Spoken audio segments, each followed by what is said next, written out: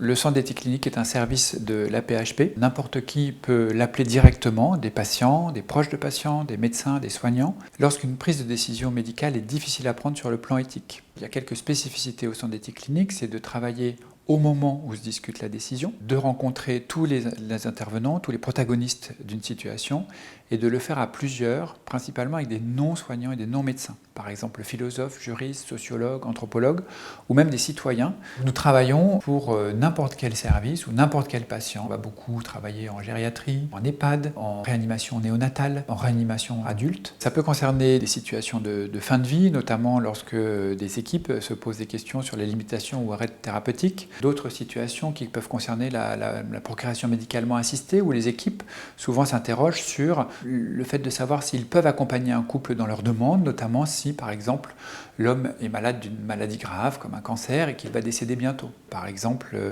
un patient atteint de troubles psychiatriques importants, qui vit à la rue, qui est hospitalisé pour une gangrène de la jambe, qui refuse d'être amputé. Toute la question est de savoir si on accepte son refus et en mettant en jeu son pronostic vital, ou s'il faut le forcer à être amputé du fait de son manque de compétences. Et donc l'idée aussi est de savoir comment les patients et les médecins s'en sortent dans leurs discussions concernant les prises de décision. D'un point de vue sociétal, finalement, la conjonction d'une certaine forme d'autonomisation des patients ou davantage de droits pour les personnes conjuguées à l'évolution de la médecine fait que de nouvelles questions éthiques se posent en permanence.